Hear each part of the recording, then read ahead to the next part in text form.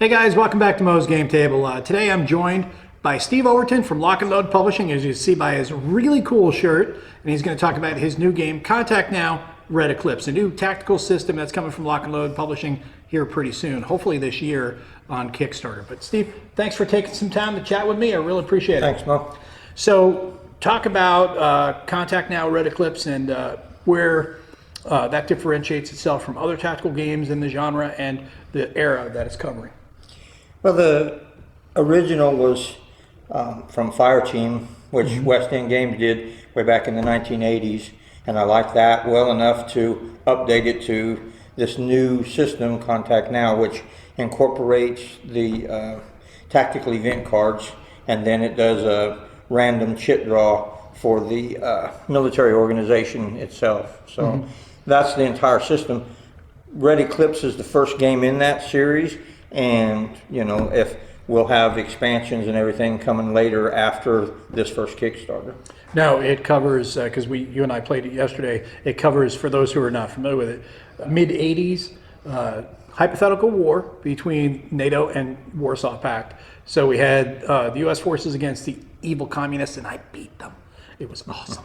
But it was a lot of fun. We played, it was just a quick little meeting engagement. We just slapped down some counters and played, which is the beauty of a system like that. You can do that. You just throw, hey, here's some counters, let's just play. Or we can set it up for objectives, which we didn't do, but you can do that. Talk about a little bit about how you can just do, like I just said, you know, throw down some counters and play, or you can go with objectives. Well, the game will come with 12 scenarios already packaged. And then depending on stretch goals, there may be more, but that's what you can expect to see.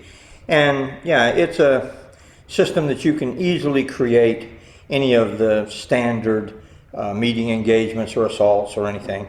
The objectives, the way we have those set are, however many objectives there are on the map, you'll randomly draw 3 counters, and those counters will have values on them for objectives. So the Americans will have objectives, maybe A, B, and C, and then they may be worth 15 points.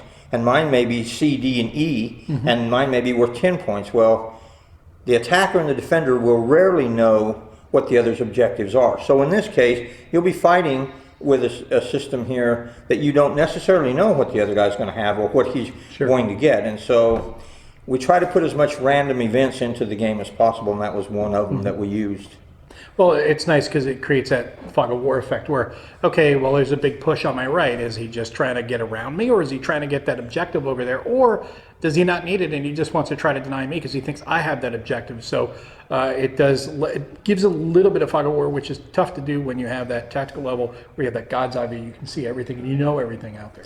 Well, and that's where not only in the objectives being not similar, but you have the tactical event cards, and those you get, on average, you get 4 of those every turn. You can play them each turn, you can play all 4 of them, you get 4 more. You will draw back that hand at the beginning of every turn.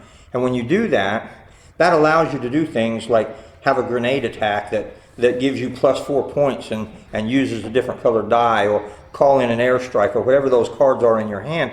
And that's the main reason for that, was the fog of war, so that while I can look down and see all the units on the map, I still don't know what Mo's potential is. Because if I attack him and he's got a rapid fire card that adds 3 to his firepower, well, I've only figured him for 10, now he's at 13, and there's no way to know that until that card comes out and be played on the table. Yeah, or you can interrupt someone's movement with, you know, one of the heavy patrolling cards or something like that, or the confusion cards where you can really screw up everybody. Yeah, you stop there. A confusion card stops their entire attack. They just finish. And so while I'm thinking, okay, I'm getting ready to take the building and I'm going to slam him with this attack all at once, I don't even have an attack. Yeah. And so the fog of war is built into those tactical event card decks, and that's a big plus. I had a guy that we played, and he said, man, this whole game was determined by those tactical events. Well, if you want, you can take those tactical event cards and put them off to the side and play without them. Sure. The game will play that way, but that's where most of the chrome is built into that deck, because all at once now I can't do things necessarily that you can't counter. Yeah. And there are offensive cards and defensive cards, and they're about evenly split. So I can do things against you, or I can stop you sometimes from doing things against me. And just so you know, the tactical event cards are not, it's not a card driven game, it's more of a card augmented game.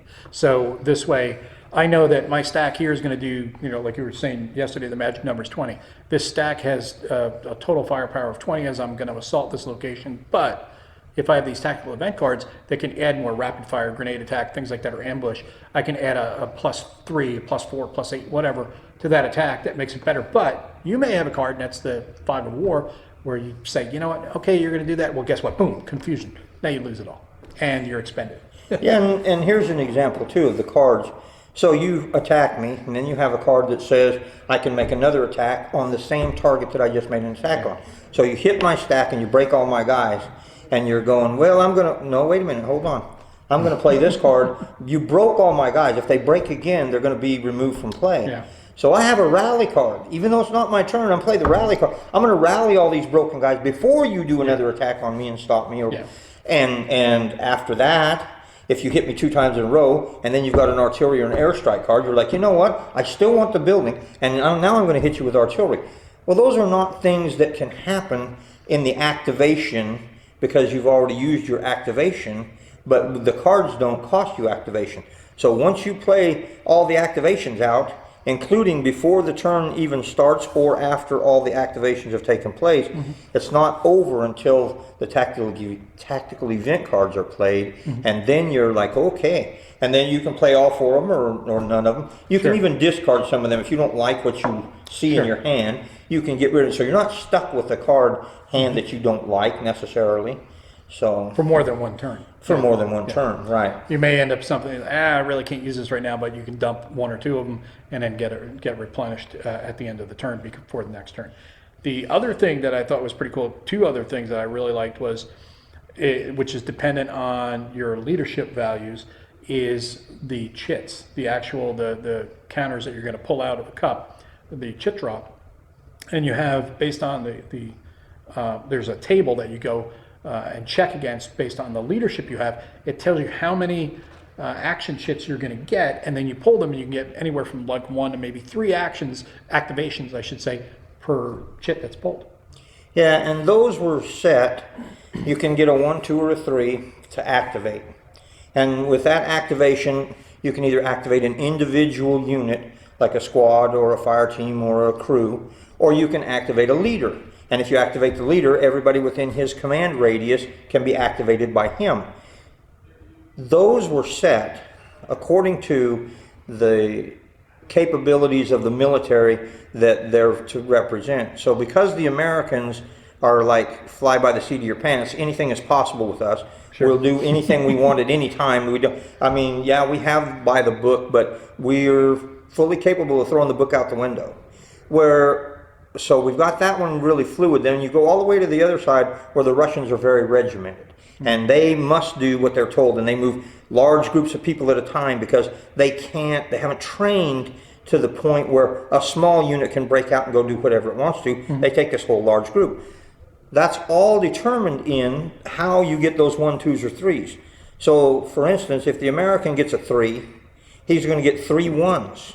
So he's going to get 1 activation 3 times in that turn. If the Soviet gets a 3, he's only going to get 1 3. He can activate a lot of people, but he only gets to do it 1 time. And those differences are built into the command chit draw for you. So you don't have to worry about, do I know how the Russian military works? You don't have to know that. It's built into the command point draw, is built into their training, and the tactical event card decks build in what their capabilities are. So you're going to play with the command points and the tactical event cards, and that's going to tell you how that nation fights its wars. Well, that's pretty cool that you can do that. Just you can model that doctrine for each individual nation through that command chit formula. And I like you were saying, with the Soviet military, they were very centrally located, not centrally located, but centrally managed. And it was, this guy's in charge, he's telling everybody what to do, and everybody just follows the leader. Whereas there's a lot more individuality, a lot more individual initiative in the U.S. military, to where that fire team can actually take initiative not just listen to what their commanding officer tells them what to do. They can do it on their own because of the training differences between the NATO Right. and Warsaw Pact. Well, and when you're playing the game or out on the field out there, the Americans have the ability to adjust much quicker because they have 3 activations in there, 1 each. Now they can only react smaller, but they get to react more often. They're going to react 3 times to the Soviets' 1. But when the Soviet reacts, he's going to swing the sledgehammer. You're going to see the Soviet sledgehammer come at you because he's going to activate 3 activations instead of just 1. So you see it happen right there in front of you. And when you're done, there's no doubt in your mind as to how the 2 sides work their military organizations and do their tactics. It's right there for you. Yeah, no, that's really cool. And you definitely can see it because we were, when we played yesterday, it was very evident in the gameplay. Another aspect that I think is pretty neat is the 3 different types of dice. You have a white, black, and a red. And that in some instances, yesterday it was for the modern, it was white and black was primarily what we were using. But the red would come into play when you're using high explosive weapons. But all 3 dice, even though you're not using all three dice still do count for triples and even doubles in different aspects of the game. So talk about that. Yeah, the white die was originally designed to show, because the game series covers from 1936 to 20 years in the future. To be able to cover that entire system, that sequence in there for the years, and the tactical evolution of the warfare from squads to fire teams and from bolt action rifles to assault rifles, we used the white die for bolt action weapons. And then we used the black die for automatic weapons. So, and as you go up the list, when you use the white die, it's by itself. When you use the black die, you use the white and the black die. So in this particular case, with this particular game covering 1989, everybody has assault rifles. So the numbers are black. Every time you roll, you're going to roll and you're looking for the white and the black number. But if there's a grenade launcher or anything involved with explosives in there, like the law or any of those, that we're using, yeah, the M203, that's a red number. And all you have to have is 1 red number, and it can be even a 0. You can modify it down to a 0. It's still an explosive, and the entire attack then takes place at that level. So when you're looking at doing this, it's very, very important that you pay attention to where your weapons are located in your units and all that. And you see that on the map because you're desperately trying to get to red levels all the time. So you get that 3rd die added to your attack. But the doubles and triples are another thing that even when you're getting shot at and you're having to pass, like your leadership has to pass, things like that, you are still rolling because you're trying to, in some instances, hope for triples, and others being afraid of triples. And talk about that. Triples are another instance of randomness in the game. To me, things happen in the field. When I was in the field, you couldn't write up some of the stuff that happens out there and have people believe it. So many different things happen randomly. Yeah. A lieutenant gets lost, or somebody falls down and hurts himself, and that was the main guy. Lieutenants getting lost is pretty standard now, isn't it? Well, yeah.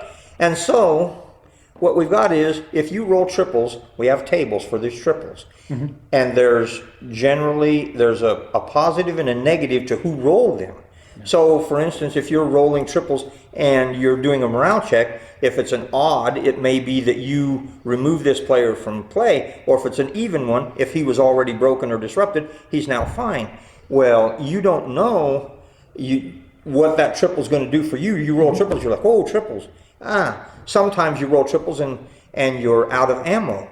The firing unit goes low ammo. It's like, well, wait a minute. I didn't want to go low ammo. Well, okay. So they all handle that. Now the doubles, when you roll doubles, almost all the doubles are associated with the tactical event cards. And that is when you put in there like extra firepower and you put that and you roll, you get +3 on there. But if you roll a double, it breaks that weapon. All the support weapons that were in there. So if you hit me with this 20 and I break my guy, but you rolled a double because you used the card, the bore sight card, well, now that machine gun that you just hit me with is now broken, and you either have to attempt to fix that or you can't use it. Yeah. And in this game, if you attempt to fix a broken weapon, you either break it or you lose it, because the scenarios are roughly 30 minutes. And if a weapon's broken enough that you can't use it, then it's taken out of the game. Because I promise you, in the middle of a firefight that's 30 minutes long, those guys are not going to sit down out there in the front yard and take this weapon apart and see that it's got a bent spring and replace. No, they're going to throw that weapon off to the side and they're going to keep going until the fight's over. So that's how we have it working in the game too. And then also something that's a little different is, instead of having like your standard, okay, this turn is, or this scenario is 6 turns long. Well, it's handled slightly differently. There, you get your 6 turns, but it may not be over. It may be over sooner, depending on, once you hit that break point of 7, you will roll and you may end up cutting the scenario. It's over at that point. So it adds a little bit of time pressure on both players to accomplish your objectives pretty quickly. Talk about that. Yeah, the turn track starts off however you're at, but it starts to end at 7. So when you reach 7 on the turn track, so let's say you start at 4, so you have 4 turns, 4, 5, 6, and 7. When you get to 7, you're going to roll, and if you roll below 7, the game is over. If you roll higher than 7, then it moves to the turn track 8. Play that turn out, we roll again. 8 or less, now the turn ends. If you get all the way to 10, then the game will end on a 10.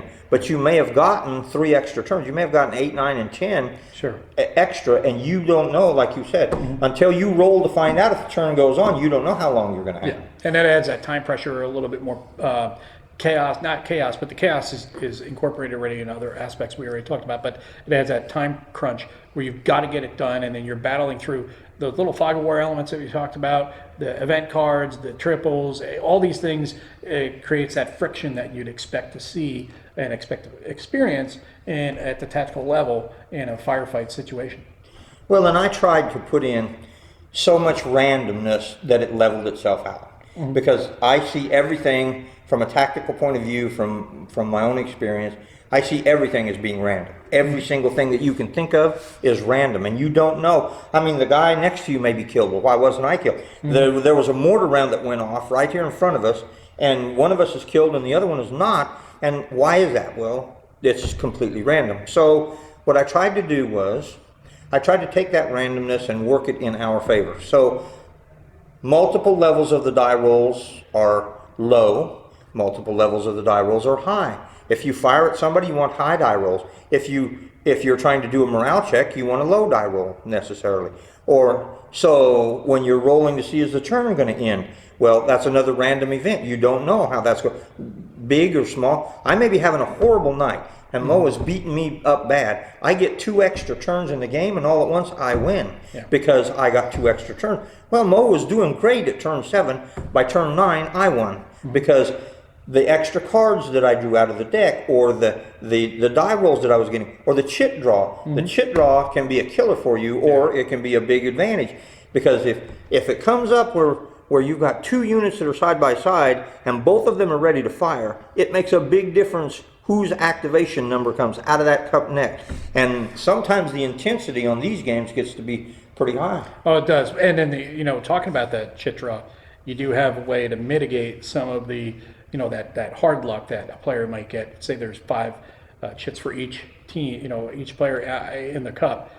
You can't go more than 3 in a row if you get 3 in a row. So technically, if you were to play a game, and in the small amount of times it would happen, but it can happen where 5 counters for yours get pulled out in the chit draw, you're going to run the table on me, but you've put a hard cap on it at 3. Yeah, game's over. If you do that now, and it all comes down to initiative as well. So we both got 3 chits in the cup, which we had yesterday. All right. If I draw all 3 of mine out, I draw mine out one at a time. Draw mine out. Ooh, hey, I get to activate. Draw another one of mine out. Ooh, hey, I get to activate. Draw my 3rd one out, and I'm like, okay, I'm out. Mo's over there going, oh, I get 3 in a row. I didn't know I was going to get 3 in a row, so I did 3 individual activations. Mo is now going to go, okay, Now I can advance these guys up here on this first in draw, and these guys then, because he can't fire at me on an advance, then I'm going to get to fire because the next activation is going to be mine. Then I can fire at him and break him, and the third activation is mine, and I'm going to move into the building and close assault it and take the building because he knows that those activations are coming his way. The initiative is swung his way, but you can't have more than 3 in a row because I just didn't like the idea that one guy could run the table. If you have that kind of bad luck, that's going to be bad. And I've tried to limit the bad luck with the amount of randomness that we have and with everything. And that was one of the things that we decided early on. We're not going to have you run the table on somebody just by having bad shit. Because everybody talks about modeling reality and the chaos of combat and things like that, and things, situations like that easily can happen in combat when one team just mows down or one side just mows down the other in a real combat situation. But this is a game first and foremost, and you're trying to model things as accurately as you can, but at the same time you have to have it still be fun and playable. And if you go beyond 3, there's no fun in that if you're just getting punched in the face the entire time. Right. Yeah, when your nose is broken and blood's coming out, you're like, well, okay, I wanted to be a boxer all my life, but this wasn't what I had in mind. And that's the same way. We try to make it as realistic as possible, and we try to put you in the commander's boots on the ground. But I also have to realize that at some point in here, this has to be fun or nobody's going to play, including me. I'm not going to want to do a straight simulation. To me, a bunch of that is boring because you've got so many things. One of the things that we do is time compression. I will walk you across the map or give you so many movement points or all this stuff because that's what's going to happen. Well, Soviet doctrine is the scout goes out 300 yards in front of everybody. Well, my map is only it's 10 hexes across, 8 hexes across is 400 meters. So I would have to have one guy move clear across the map on from side to side before anybody else on the Soviet side moves in. Well, you know what? I don't care about all that. We came to fight, and this game will have you fighting before very long. No, it's a lot of fun, and definitely enjoyed it. And I'm really looking forward to seeing it out on Kickstarter, hopefully very soon. I know that things are getting into those final stages, prepping for it. And this is another one of those ones that I've talked about on the channel before, where it is currently a 100-page rule book. Don't let the number throw you off. It's a 100-page rule book, big type. Tons of images on it because there's a lot of illustrated examples of play. There's a lot of informational images, things like that. The rules overall, when you take all of the images out, is what, 30, 40 pages of actual rules. But that's also explaining things like we were talking about yesterday with the initiative. You said it was like 4 pages in the rule book, but it really can be explained in a minute, Yeah, there's 107 pages to the rules right now. And when I took the examples out of it, it was 40 pages. And when we take out me explaining to you what a random chit draw is, because I have to explain it to people that have never seen a tactical game before, okay, you're going to read pulling a chit out of a cup one time. You don't need that anymore. And doing the command points where you set the individual impulses each time, I was told that that's the most intimidating factor of the game before we sit down to play is, how am I going to figure out the concept, to do the impulses? How am I going to figure that all out? Well, I almost always stop when I'm play testing with people and introducing them to the game. I stop in the middle of the second turn and ask them, okay, how do you feel about this now? Can you do this and this and this? Are you only now worrying about what you're going to do on the map, or are you going to worry about how it happens or what? And almost without exception, they're not worried about impulses anymore. They're not worried about chip drawing. So those first 10 pages of the rules are gone. So now we're down to a 30-page rule book. Out of 107 pages, we've got 40 pages in there. What does that mean? 67 pages of examples and illustrations. So we tried to cover every single thing that you could think of that there could be a question about, and we'll show it to you.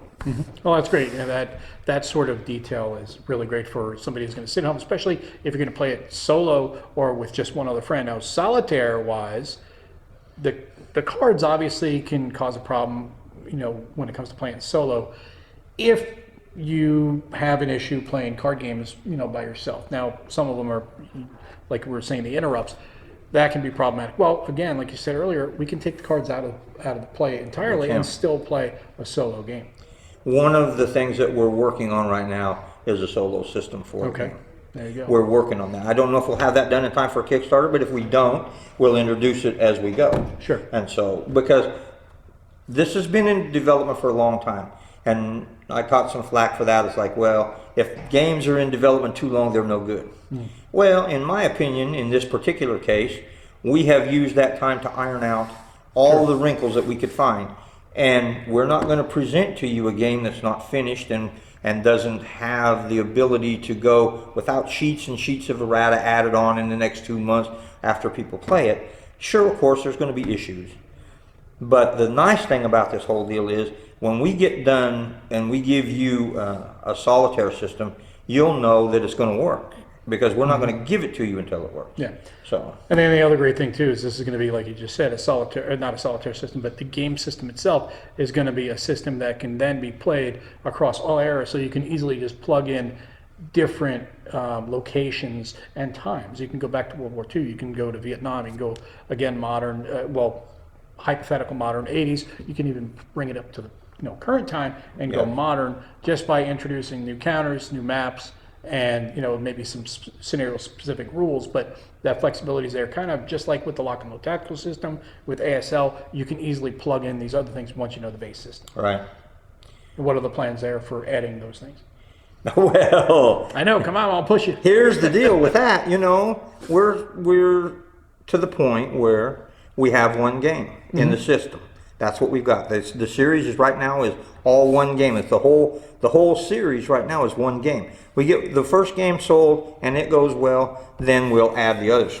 Now, my plan, which can be altered by you guys because you're going to be the ones voting, but my plan is to do the entire NATO structure like most. We'll do the Americans and the Soviets in the first game. Then we'll do the East and West Germans in the second game. Add to them with what we've already got in the first game. So you can do Americans and West Germans against Soviets and East Germans by that time. And then the last game of that series will be the British and the Canadians against, and we'll add the Polish and the Czechs. And so then you'll have all of NATO and you'll have all of the Warsaw Pact in there. After that, I don't know where the game's going. We can go pretty much anywhere we like. Vietnam, when I first started doing this one after Fireteam, I worked on World War II for a while, but I really tested this game on Vietnam because there wasn't really a good tactical system out there for Vietnam, and so I tested it on that. So yeah, the Vietnam system's tested. The series itself works in all of the eras. We've tested it in all of the eras. So then what will be the issue is the time to develop scenarios and maps and counters and put it back on Kickstarter or whatever Lock and Load is looking at. Yeah.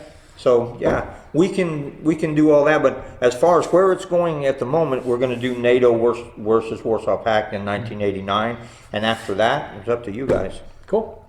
Well, I really appreciate you taking the time to sit with me, Steve, and talk about this game and bring that to everybody on the channel. I know everyone's going to be excited about that because tactical systems are always a lot of fun, and having another one, especially I love hypothetical World War III, and modern, so having another one of those systems out there is always a lot of fun. Appreciate you stopping by. Mo. And that's all we got for today, guys. Thanks a lot for tuning in. See you next time. Bye.